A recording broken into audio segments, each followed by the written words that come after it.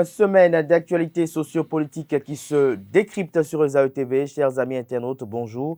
Bon réveil, bienvenue sur Info Hebdo de ce 24 décembre 2022 pour lequel j'ai convié pour vous Constant Yaouidéou. Il est le directeur de Radio Planète. Il sera face à Jacques Bocor, rédacteur en chef du quotidien Matin Libre. Avec eux, nous essaierons de commenter la campagne électorale qui a démarré vendredi dernier à 0h. Nous décrypterons un peu la sortie médiatique de l'ex-Argentine nationale Komi Koutié. Et en fin d'émission, nous placerons un mot sur la situation qu'a traversé le confrère Virgile Aroncet, un habitué des plateaux de Info Hebdo.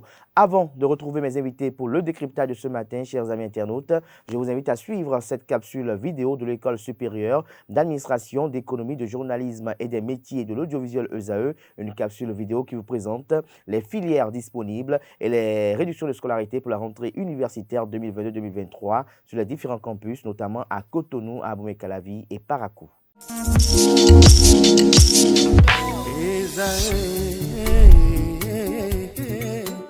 Bonne nouvelle pour la rentrée académique 2022-2023, l'École supérieure d'administration, d'économie, de journalisme et des métiers de l'audiovisuel ESAE vous ouvre les portes de ses différents sites. À Gbedjomende, à Abomey-Calavi, à Kpakpa et même à Parakou, l'université ESAE vous offre des bons d'études et des demi-bourses dans toutes ses filières en licence 1, 2 et 3. Et pour les 100 premières inscriptions en master 1 et 2, bénéficiez des demi-bourses. Nouveau bachelier, vous avez au moins la mention assez bien, inscrivez-vous vite à ESAE et bénéficiez d'un bon de 50 000 francs CFA. Étudiants, étudiantes et nouveaux bacheliers, payez 200 000 francs CFA en sciences de gestion, sciences économiques, sciences juridiques et en administration des affaires en licence 1, 2 et 3 et 500 000 francs CFA en master 1 et 2, 250 000 francs CFA en administration générale, administration des finances, journalisme et métiers de l'audiovisuel en licence 1, 2 et 3 et 600 000 francs CFA en master 1 et 2. Alors, inscrivez-vous vite et profitez des offres exceptionnelles mais également d'un enseignement de qualité à l'université d'excellence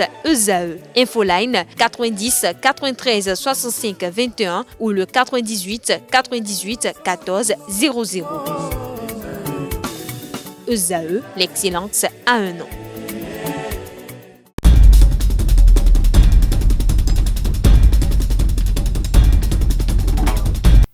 Le décryptage du jour, comme je l'annonçais à l'entame de cette émission, se fera avec Jacques Bocor. Bonjour. Bonjour Kader. Merci d'être là ce matin. Merci également à Constant Yaouidéou d'avoir répondu à l'appel. Merci Kader. Bonjour. Alors Jacques Bocor, la campagne électorale a démarré le vendredi dernier à 0h. À quoi devront s'attendre les populations? Non, les populations s'attendront à des messages, disons des propositions concrètes. Il faut que chaque parti politique aille vendre son offre politique. Qu'est-ce que nous voulons concrètement faire au Parlement? Et si vous observez bien, vous allez voir qu'il y a certaines chapelles politiques qui ont déjà donné le ton. Bon, si je peux m'intéresser au parti, les démocrates par exemple, on dit attention, il faut aller voter parce que il faut éviter que le Parlement soit monocolore, il faut éviter que le Parlement vote des lois, disons, au kilo, des lois sans débat contradictoire. Donc, quand on lance ainsi le ton, c'est qu'au niveau de l'opposition, on veut un changement. Maintenant, de l'autre côté également, on voudra haranguer la foule pour conserver, quand on est Union progressiste ou Union progressiste le renouveau, on voudra forcément conserver les acquis. Quand je parle d'acquis, c'est qu'on est le premier parti politique. On voudra forcément maintenir cette position. Et le BR, par exemple, à son niveau, voudra tout faire pour challenger l'Union progressiste qui entend la devancer, que ce soit, disons, au gouvernement, que ce soit à l'Assemblée nationale. Donc, on voudra tout faire pour un retournement de situation. Les autres partis politiques également qui compétissent, il y a la bataille des des 10%. Donc, c'est au plan national. Donc, il faut aller dans toutes les contrées, dans tous les hameaux, même le dernier électeur, les indécis, les convaincre pour qu'on vienne à vous. Donc, je pense que sans doute qu'on aura 2 semaines de bonnes ventes d'offres politiques. Voilà. Conseil Adéo, c'est la même question. Quelles sont les attentes? Oui, je crois que cette campagne va être très animée. Très animée, les tons sont donnés et les positions à défendre sont assez difficiles pour d'autres, un peu plus faciles pour d'autres. Et les partis qui n'ont pas eu de députés au Parlement passé ont un peu plus de difficultés à imposer leur discours. On l'a senti déjà, durant les pré-campagnes, oui, et les premiers messages qui sont passés. Et donc, le discours se repose sur laissez-nous aller pour voir que vous verrez autre chose, bien que nous soyons dans la mouvance. Bon, maintenant, ceux qui étaient déjà dans la mouvance et qui sont en train de vouloir repartir au Parlement, je voudrais parler de UP et BR, c'est vrai que c'est 2 formations de la mouvance, mais qui s'affrontent sévèrement sur le terrain. Sévèrement, le jeu n'est pas facile. Ouais. Ils s'affrontent sévèrement parce que le BR va se dire tel que l'UP s'est renforcé avec le renouveau et tout ça sur le terrain, étant déjà le plus grand parti, il va falloir qu'on se batte assez fort pour pouvoir affronter ce gros lot-là aujourd'hui qui s'oppose à eux.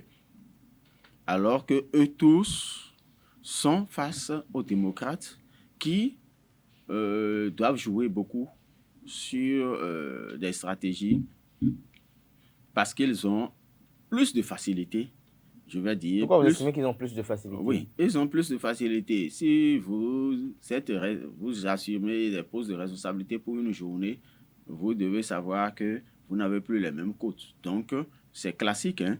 Donc, l'opposition s'est renforcée par certains, même de la mouvance, les déçus de la mouvance qui vont renforcer visiblement ou en cachette l'opposition. C'est des réalités.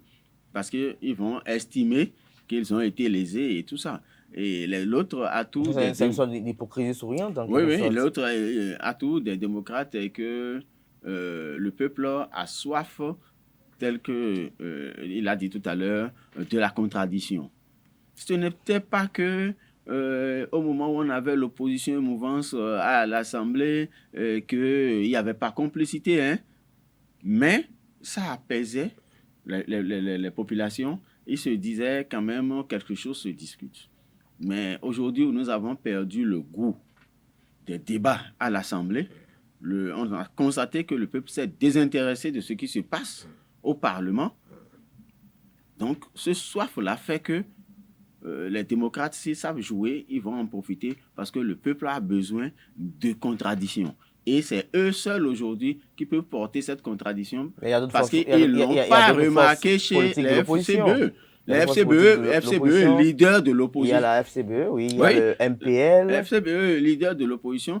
MPL n'est pas encore visible au sein vraiment de la population. C'est maintenant qu'ils vont travailler pour... Ils ont eu la chance maintenant d'avoir les canaux qu'il faut, les moyens qu'il faut, parce qu'ils n'avaient pas l'aide de l'État. Donc, c'est sur leurs propres moyens, un nouveau parti né, c'est pas facile de tenir. Maintenant, ils ont 15 jours où on met à leur disposition les médias gratuitement. Donc, c'est maintenant qu'ils vont se faire réellement connaître, sinon c'était des actes individuels qui se posaient et autres. Mais ils sont quand même représentés sur tout le territoire national. Oui, si tu n'es pas représenté sur le territoire national, tu n'as pas le quitus.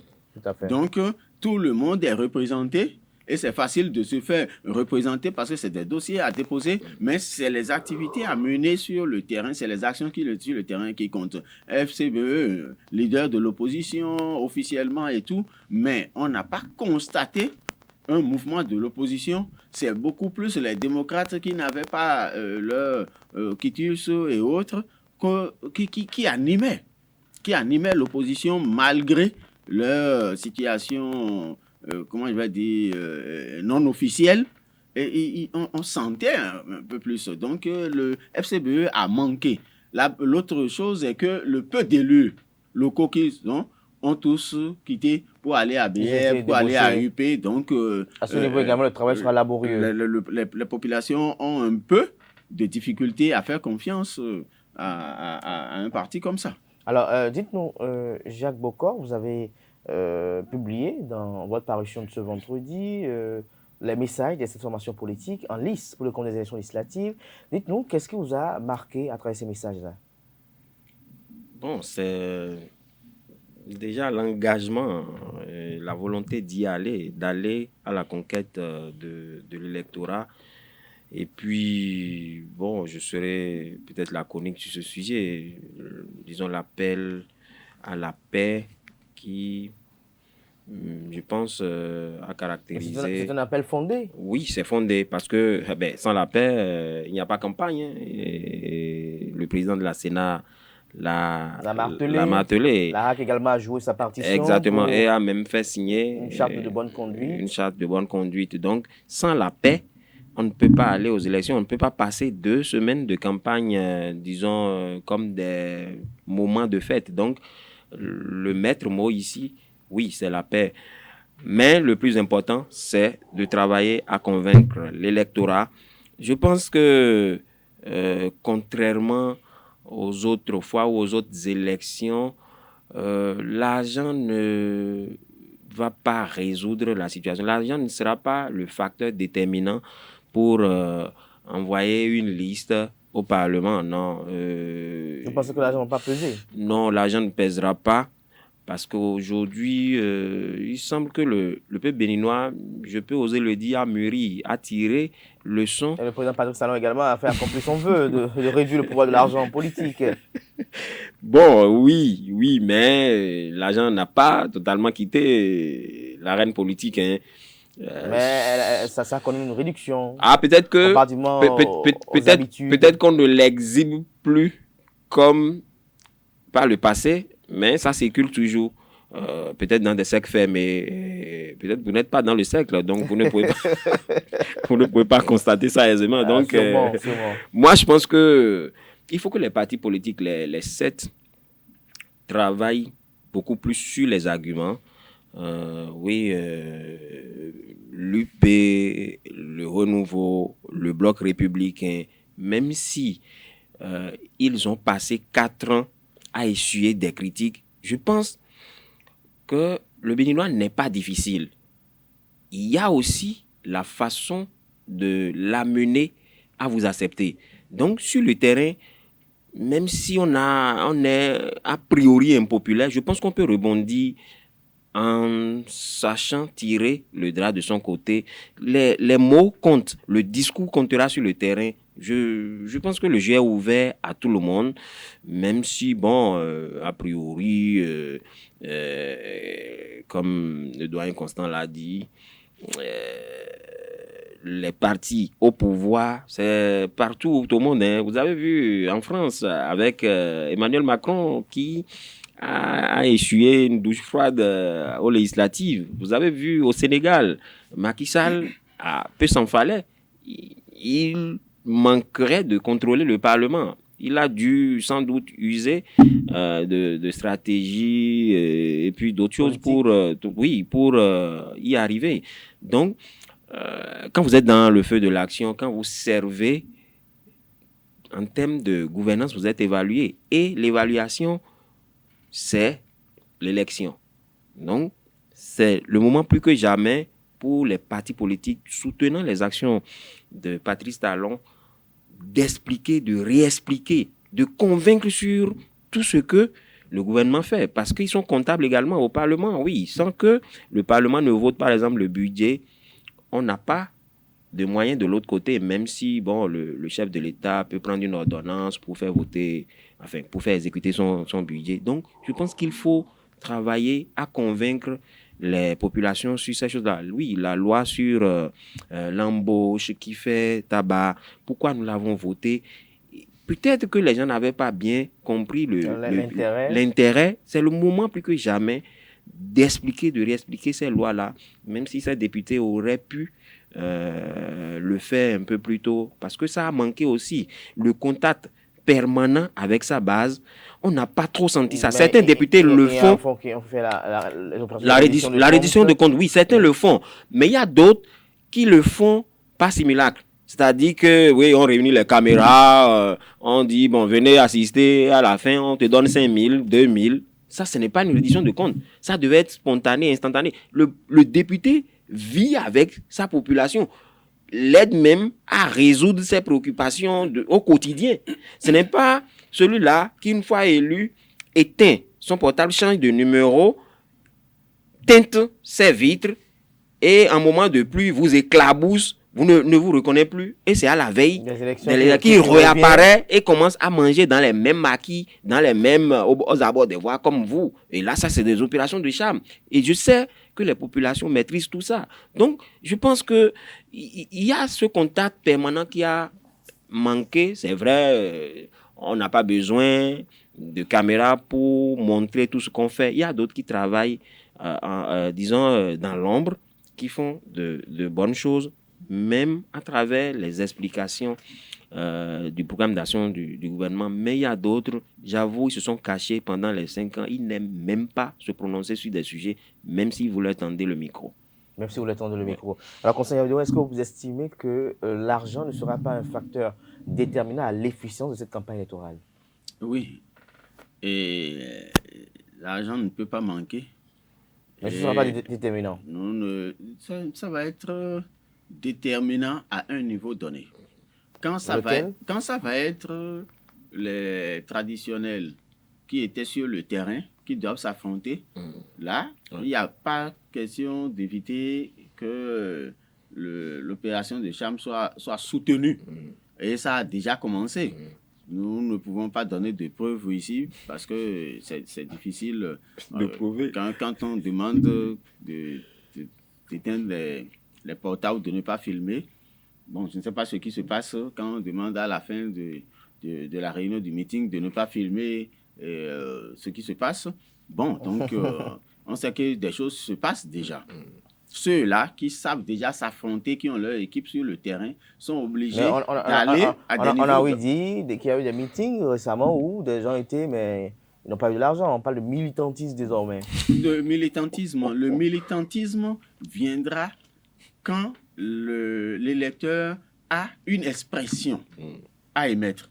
Et c'est là que je dis que quelque chose irait en faveur des démocrates qui ont quelque chose à apporter parce que les militants n'avaient pas eu de voix pour parler, pour s'exprimer. Donc, mais un BR et UP sur le terrain, s'ils vont s'affronter et qu'ils n'accompagnent pas de moyens, les gens les connaissent déjà, c'est eux qu'ils connaissent, donc c'est eux qui sont restés au pouvoir, c'est eux qui sont restés au Parlement. Et tel qu'il l'a dit, on a moins vu les députés cette fois-ci sur le terrain. On les a moins vus. Il y a des députés qui ne sont pas allés dans leur circonscription. Jusqu'à aujourd'hui, ils ne peuvent pas dire qu'ils sont allés 2 ou 3 fois dans leur circonscription, rencontrer même le bureau des militants qui les ont élus. Donc, ou bien ils y vont la nuit pour participer à des cérémonies et le lendemain, déjà très tôt, sont repartis. Ou c'est l'incontournable, on est obligé d'aller rapidement à l'enterrement de son papa. Et puisque c'est une tournée, on a un autre militant qui est aussi en tête, donc on ne peut pas attendre et on en profite et on fuit. On connaît tout ça. Donc c'est pour ça surtout que le plus difficile pour eux, c'est d'abord le discours à tenir et on sent. Le discours que vous avez publié sur votre radio depuis vendredi, est-ce que vous avez noté certaines anomalies? Qu'est-ce qui a retenu votre attention? Ce qui a retenu mon attention est que les discours ont été un peu plus élaborés. que les discours d'avant.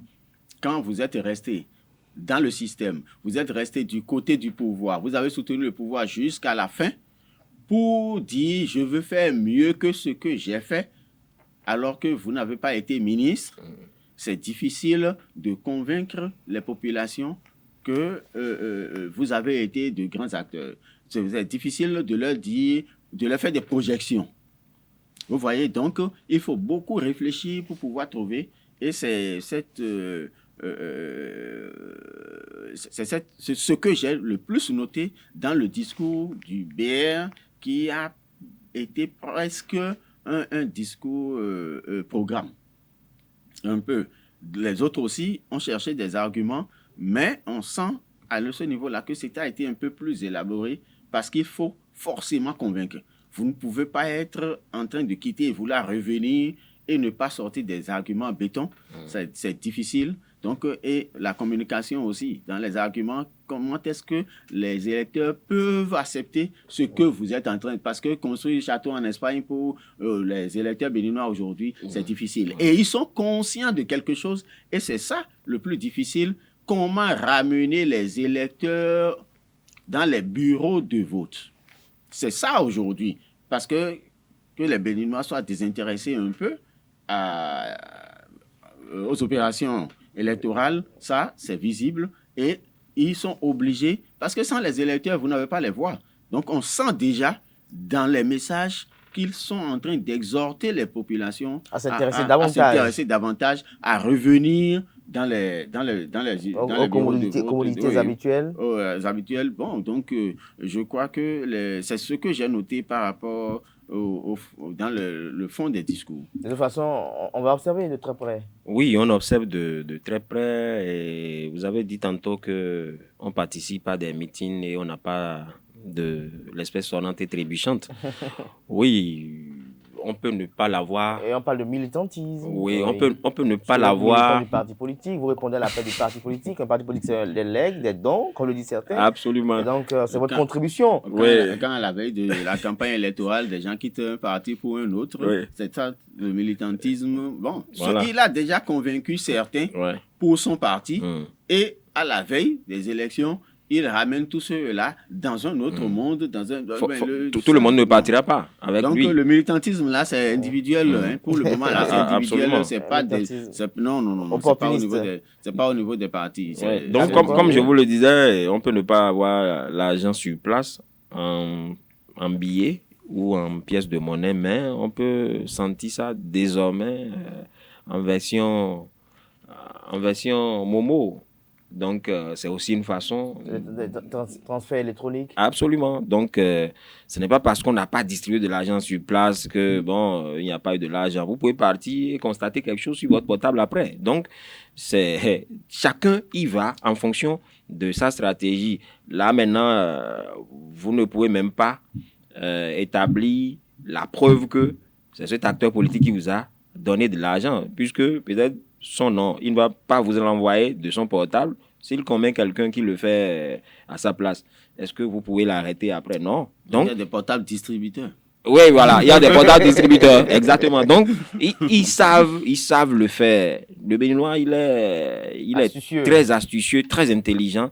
Donc chaque cellule de base a son portable. Absolument. Donc, mais moi, je pense que on a, au-delà de tout, de très belles affiches dans les circonscriptions électorales.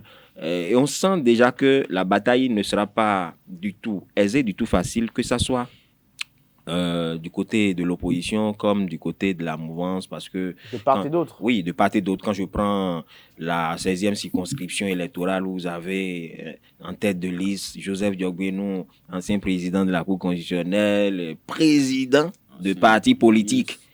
Hein, président de parti politique, et en face, vous avez... Même derrière, vous avez Omeki Osbald, vous avez l'ancien député qui... Un suppléant de Latine. Exactement. Je pense que c'est Agbo Dranfort, Patrice Nombime maintenant. Voilà. Donc, qui est en deuxième position. Qui est en troisième position. En face. Christelle Boudongo, directrice de l'administration. Exactement. Donc, du côté du BL, vous avez également des figures, pas des moindres. Chantal Aïe, qui est dans la 16e, au niveau des démocrates. Je pense Constant Naoum, qui est conseiller ou qui fut conseiller municipal pour eux également. Voilà.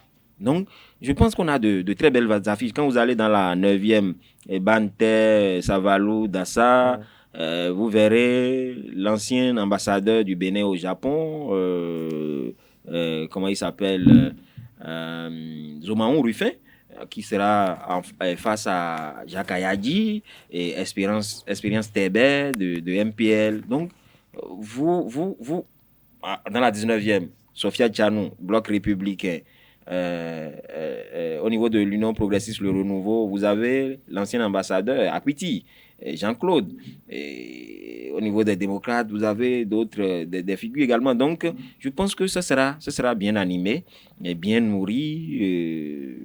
L'argent, les caravanes, le Mathieu vu, ça ne suffira pas. Il faut descendre pour convaincre réellement les électeurs. Vraiment, il faut des arguments pour amener les indécis, ceux qui étaient les déçus, à rallier la troupe, surtout du côté de la mouvance. Ouais. Un mot pour conclure, conseiller Léo? Non, ça va être juste inviter les électeurs à sortir, les populations à sortir pour aller exprimer leur vote, parce qu'on fait souvent cette erreur-là. À partir du moment où tu n'as pas exprimé ton suffrage en faveur ou en défaveur de quelqu'un, tu n'as pas droit au débat. Ouais. Déjà, il faut aller les écouter sur le terrain. Mais tu peux aller voter abstention, ne voter ni pour l'un ni pour l'autre. Là, ça te permet de dire demain ce que tu fais. Je savais que ça allait être ça, c'est mauvais. Ce que toi aussi tu fais, c'est mauvais. Tu peux t'exprimer, mais tu as abandonné et tu as dit faites ce que vous voulez. Les gens font après ce qu'ils veulent et c'est en ce moment-là que tu veux parler. Non. Et le seul droit que nous avons, c'est ça. Nous sommes béninois, nous avons le droit d'aller choisir nos responsables parce que c'est notre argent.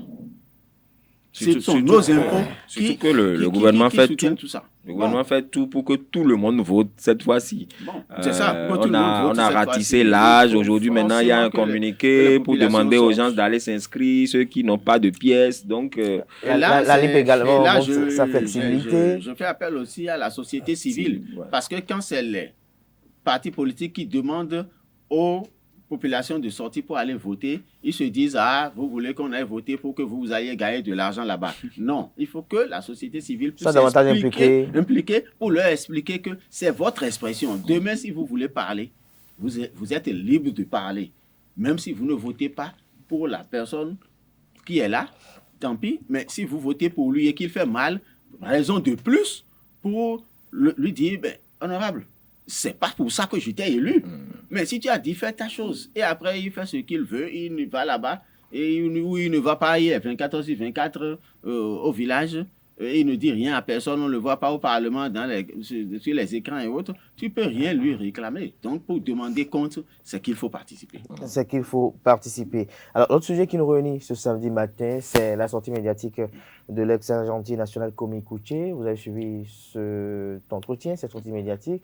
Qu'est-ce qu'on en retient? Bon, d'abord, il faut quand même noter que l'ancien ministre des Finances a fait une sortie médiatique il y a un moment. Et quand on le suit un peu, quand il n'y a pas un enjeu, il ne sort pas comme ça. Soit c'est qu'il y a un dossier le concernant et depuis le Bénin, on en fait un battage médiatique. Il a l'habitude de répliquer. Cette fois-ci, c'est le contexte élection qui l'oblige à effectuer sa sortie médiatique. Et quand on analyse un peu le discours, c'est ce qu'il appelle à voter pour les démocrates. Et il dit que c'est une lutte de raison. Il n'y a pas de raison qu'il ne fasse cette sortie parce que depuis 2016 ou 2019, pour parler élection, depuis 2019, l'opposition n'a jamais boycotté une élection. Au contraire, elle a tout fait pour quémander même sa participation au scrutin et que il faut que les Béninois aillent tester la bonne foi du gouvernement qui a fait cette ouverture en y incluant, disons, la majorité des partis politiques qui ont répondu à l'appel de la Sénat ou du corps électoral. Donc, je pense que c'est le contraire qui devrait étonner. Si Komi Koutié sort et dit qu'il faut aller voter pour un parti de la mouvance, je pense qu'on dira qu'il y a événement. Hein, mais il est resté constant sur sa ligne, c'est-à-dire depuis que le pouvoir en place s'est installé, il a fait l'option de s'opposer, de ne pas partager sa vision et il est critique de la gouvernance au sommet de l'État. Mais est-ce qu'il est allé de la même, oui, du même ton que les fois passées? C'est vrai que le ton, bon, il n'a pas été trop passé, il s'en est pas pris. Comment il faut passer? Oui, au pouvoir, mais quand on dit que des élections n'ont pas été, disons, ouvertes, n'ont pas été inclusives, c'est qu'on attaque le pouvoir. On critique le pouvoir. Certes, il vous dira que c'est un fait, c'est réel. Mais de l'autre côté, du côté du pouvoir, on va justifier ça. On dira que les tests ont été clairs et que c'est parce que l'opposition ne voulait pas y participer, mais fait comprendre à l'opinion, fait du chantage, donc que c'est le même code électoral, hein, c'est ce même code électoral qu'on a jugé trop dur. C'est le même code électoral est resté et pourtant les démocrates participent aujourd'hui. Donc je pense que bon, est-ce qu'il faut en ce moment continuer à chercher la petite bête?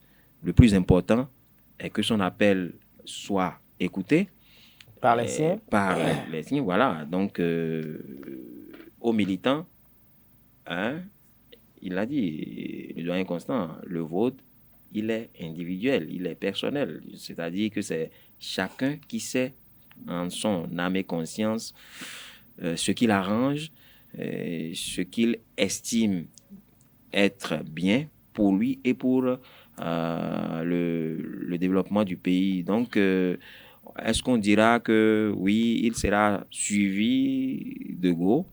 Je n'en sais rien, mais ce qu'on ne peut pas nier, c'est qu'il a son électorat. Et sans doute, cet électorat-là va le suivre. Alors, très rapidement, conseiller Dion, qu'est-ce que vous retenez de cette sortie médiatique? Sa sortie, j'ai trouvé ça bien. Parce que, je le disais tout à l'heure, les démocrates sont obligés de mettre tout de leur côté. Vous ne pouvez pas avoir quelqu'un des vôtres qui a été ministre des Finances et qui a été tout ce que Komi a été, et dans les microfinances avant d'être au ministère et tout ça, ministre d'État, et qui soit dans sa position aujourd'hui, qui ne soit pas exploité. Ça aurait été vraiment inintelligent de leur part. La preuve, Rekia Matougou, qui est dans une autre position, a aussi lancé un message parce que c'est des cibles. Donc, qu'est-ce que Rekia a dit? Tout le monde cherche à entendre. Qu'est-ce que Komi a dit? Et là où j'ai trouvé, après tout, intelligent Komi, c'est que, comme tu l'as dit tout à l'heure, il n'a pas été acerbe. Pour une première fois, il a donné envie de l'écouter. Sur le plan de la communication, c'est très, très important. Il a donné envie de l'écouter. S'il avait commencé avec brutalité, comme il le faisait avant, il n'allait pas... Bon, il est encore revenu avec ces histoires. Bon, il a parlé et il a même marché sur la piste de la mouvance pour pouvoir se faire entendre, pour pouvoir se faire comprendre. Quand il a commencé par parler de la bonne foi du gouvernement, quand un commis commence à parler de bonne foi du gouvernement, tu es obligé de l'écouter. Et c'est en l'écoutant que tu vas constater qu'il est en train de dire ce que vous êtes en train de dire, que c'est de bonne foi. À la fin, nous allons voir si c'est effectivement ça. Bon, vous voyez un peu. Donc, il a été très stratégique dans sa sortie médiatique. Et il a exploité sa position pour apporter ce qu'il peut apporter, même de là où il est, qu'il peut apporter à son parti. Donc, et par rapport à l'appel de Ricky Amadougou depuis sa celle de prison, qu'est-ce que vous retenez là? Oui, je crois que c'est pour dire, je ne suis pas là, mais vous devez continuer la lutte. En résumé, c'est ça. Ne pensez pas que ma position doit vous décourager, vous autres. Vous devez continuer la lutte. Donc, même de là où je suis, sachez que je suis avec vous. Je suis avec vous. Alors, Jacques Bokor, dites-nous quel est votre décryptage du message adressé par Ricky Amadougou depuis sa cellule d'Apromisrité? Je pense que ce qu'on doit retenir d'essentiel, et ce qui m'a plu d'ailleurs, c'est son appel à la paix. Parce que nous l'avons dit, sans la paix, il n'y a pas élection, sans la paix, il n'y a pas développement. Et je pense que l'ancienne ministre, comme Komi-Koutié, ils ont compris l'enjeu, ils ont élevé cette fois-ci le niveau du débat. Et on peut quand même dire qu'ils sont des démocrates, notamment celle qui se retrouve dans sa cellule. On pouvait la voir très frontale, parce que peut-être brûlant d'impatience de sortir de là, mais quand vous suivez un peu le ton du discours, je pense que c'est apaisant et c'est ce qu'on peut attendre d'un acteur politique qui aime son pays. Par contre, il y a d'autres qui ont fait l'option de se taire. Je ne sais pas si c'est à jamais.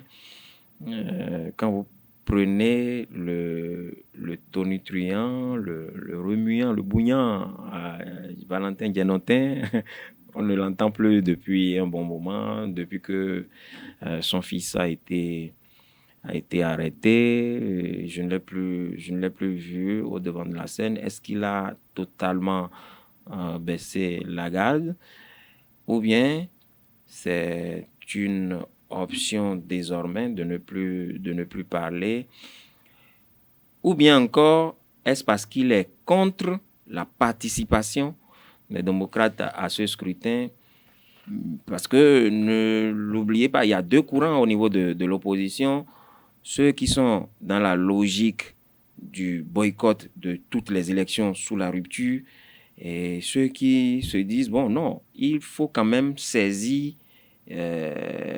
cette brèche ouverte, profiter. Parce que le pouvoir s'arrache par les yeux. Absolument. Surtout quand on accepte qu'on est en démocratie, quand on est démocrate, le facteur déterminant qui compte, c'est en fait les élections. L'élection est un baromètre. En démocratie, on ne peut pas faire sans élection.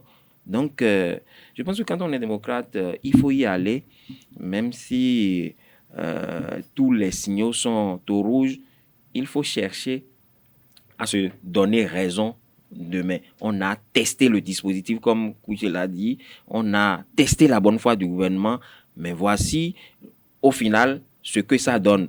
Oui, nous y avons cru, nous avons participé à ces élections, mais au sortir de ces élections, ah oui, il y a fraude, il y a mascarade, il y a tout, ce qu'on ne souhaite pas. Ça, c'est, je suis dans un passé très, très lointain. Alors, lorsque je me retourne vers vous pour passer à un autre sujet qui a également fait l'actualité cette semaine, Constant Yaoudou, Irénée Agossa qui appelle ses militants à voter pour l'Union progressiste de renouveau. Oui, j'ai trouvé ça comme un aveu. Parce que un président de parti, un parti qui a été aux élections, à l'élection présidentielle, après l'élection présidentielle, c'est la première élection, qui a fait défection je crois, et qui se réclament de l'opposition, je crois que si nous faisons du militantisme, nous devons dire voter pour le parti d'opposition de votre choix. C'est à la limite ce qu'il devrait dire, au lieu de dire d'aller voter pour... Tu ne peux pas être opposant et demander d'aller voter pour un parti de la mouvance. Je crois que là, je ne comprends vraiment pas, mon frère. Et je ne sais vraiment pas comment on peut être opposant. Et si c'était un seul parti de l'opposition qui allait aux élections, on peut dire qu'il a un problème fondamental avec ce parti. Tous les partis de l'opposition ont même programme, ont même objectif, ont même vision. C'est un peu ça qu'il est en train de dire. Et il met tout ensemble et dit, et comme je ne partage pas votre vision commune là, moi je vais alors encourager les autres. Quand c'est comme ça, on se dit encore, je m'abstiens.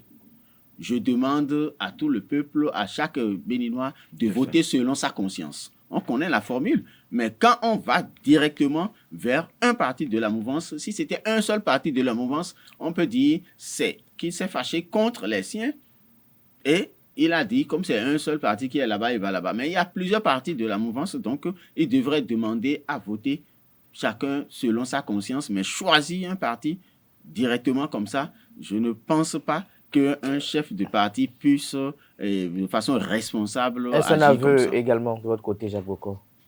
D'aucuns diront que les masques tombent et que Irénée Agossa finit par leur donner raison. Oui, raison parce que, souvenez-vous, au sortir des élections, au lendemain des élections, son colistier, qu'est-ce qu'il a dit? Que ce mariage, lui, n'a rien compris de ça. Ils se sont découverts, hein, les époux se sont découverts devant le maire, subitement comme ça. Donc, vous comprenez qu'il y a quelque chose qui n'a pas tourné rond. Et puis, lui-même, il va créer un parti politique. C'est déjà aussi la preuve que nous n'avons pas encore des partis politiques forts dans le pays. Les gens y vont, ils réunissent des pièces, des élèves qui ont 18 ans, des étudiants, et puis on va déposer au ministère, on dit qu'on a 1100 et quelques représentants sur les... Ça ne suffit pas pour qu'un parti politique soit d'envergure. Je pense que c'est une comédie, et quand on ne peut pas, hein, il ne faut pas y aller. Moi, ce n'est pas parce que je veux m'appeler ou me faire appeler président que j'irai créer un machin pour mériter ce statut. Non. Le jeu est au-delà de ma personne. Donc, mon ego, normalement, ne devrait pas compter. Et je l'ai écouté défendre ce qu'il a fait là, récemment, sur Canal 3, avec une verve inouïe. Il dépensait beaucoup d'énergie pour convaincre les journalistes sur le plateau. Au finish, quand vous écoutez, Irénée Agossa est seul à se comprendre.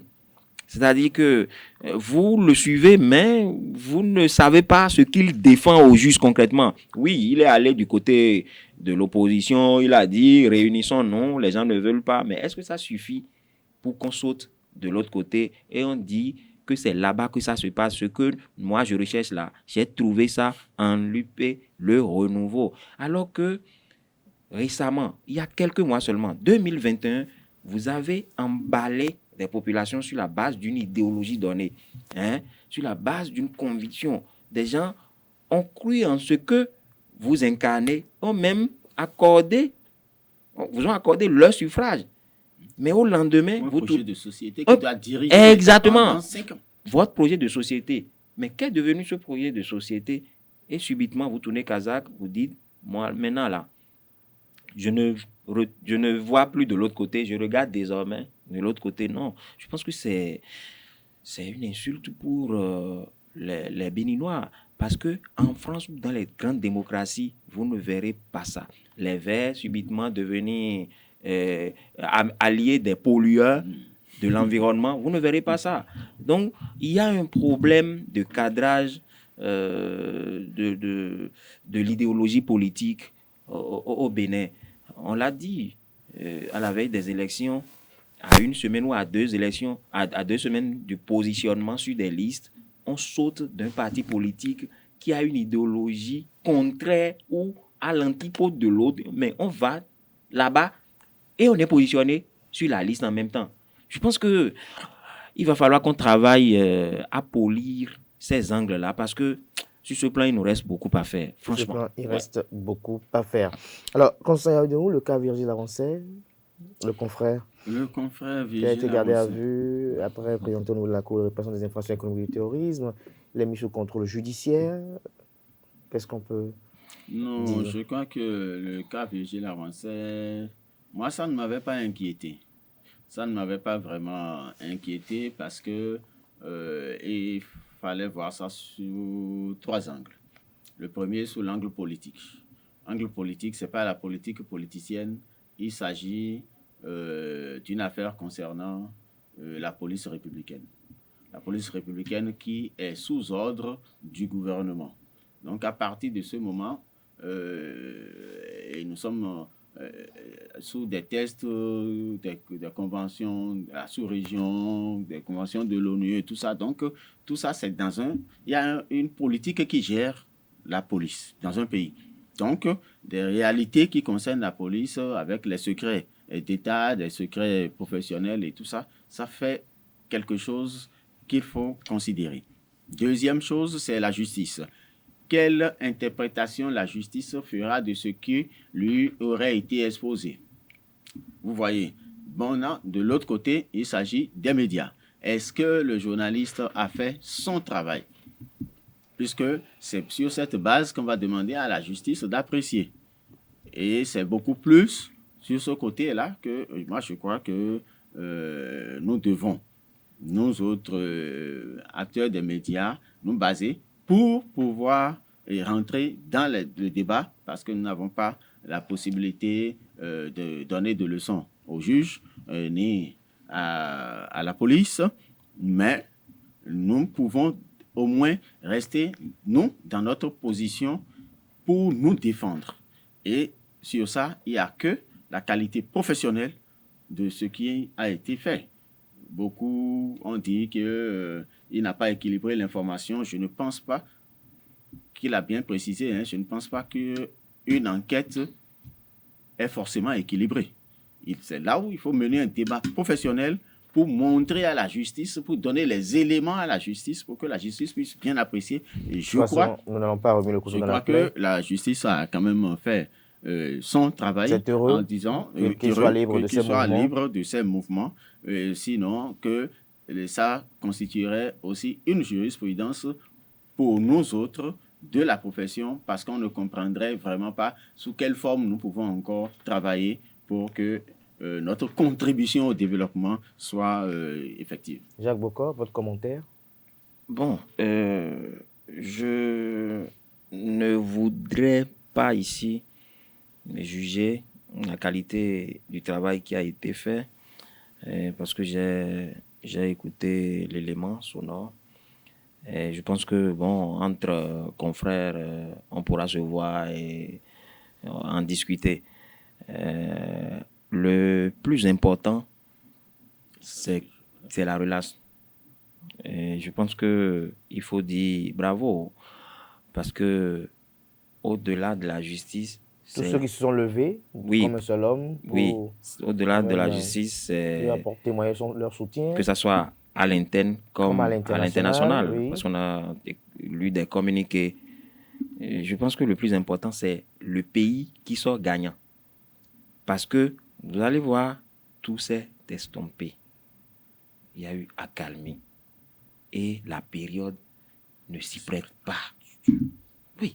Et c'est ce que, normalement, quand vous êtes dans une institution de la République, comme par exemple la Cour constitutionnelle, pour rendre une décision, vous devez aussi apprécier le contexte.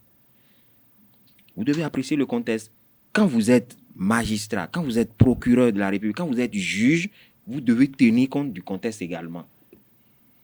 Parfois, on peut dire, ah, attention, même si vous êtes sous ordre, chef, patron, si on procède ainsi, ça peut nous amener, ça peut nous conduire ici ou là. Je préfère qu'on fasse autrement. Il faut avoir ce courage-là. Il faut avoir ce courage pour ne serait-ce que décrisper, dégonfler le ballon. Et je pense que ce qui a été fait, je ne dis pas peut-être que oui, c'est une victoire. Non, non, non. Je n'irai pas sur ce terrain-là. Moi, comme d'autres personnes, c'était qu'on le relâche parce qu'un journaliste n'a pas sa place en prison, surtout pour des délits de presse. Il n'a pas volé, il n'a pas braqué, il n'a pas estorqué quelqu'un.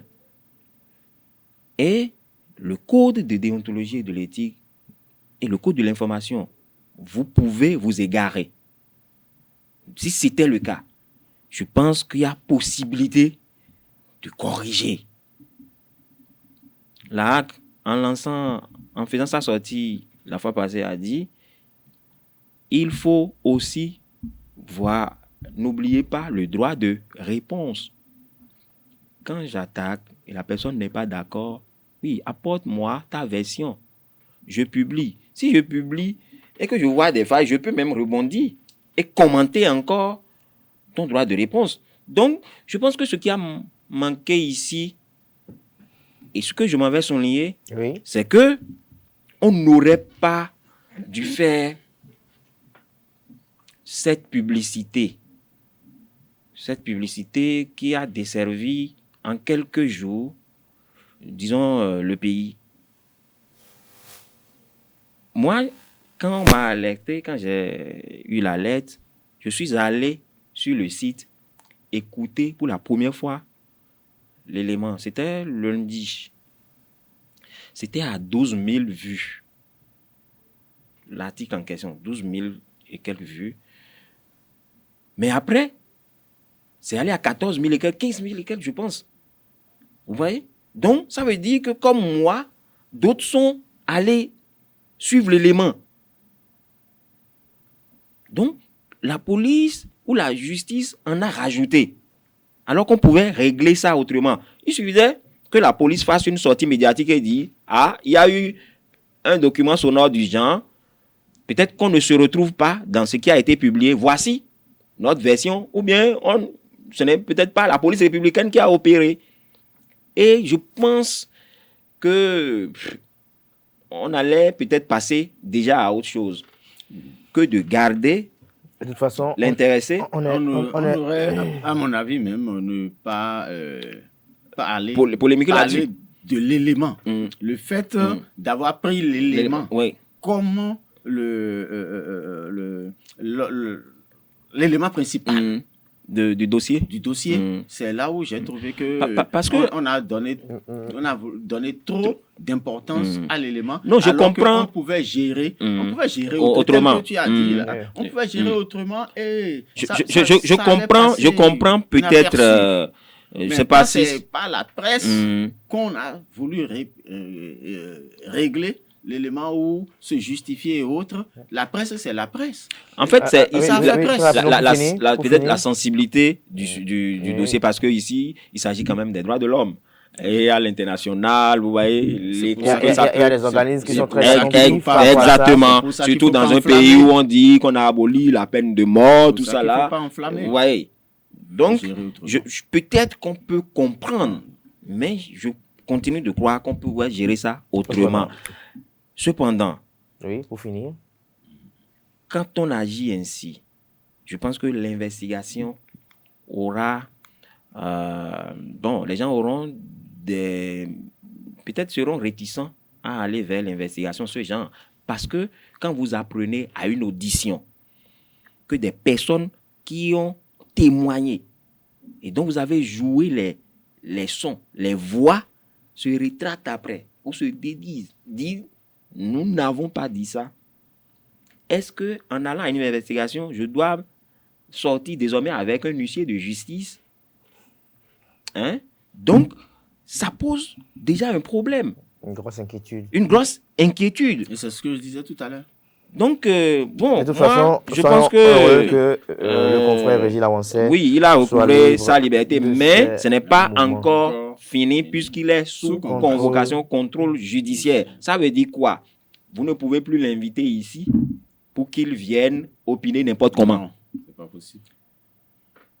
Est-ce que vous avez encore plus jamais entendu Alexandre Moutondi, Tamayon Joseph quelque part? Ils sont sous contrôle judiciaire. Merci Donc, à vous, Jacques Boko. Est-ce que il ne faut pas craindre des reports? Parce que le 13 février, il va se pointer. On peut reporter encore à la Kazemi Pédior. Et on ne rend jamais de décision. Ça veut dire quoi?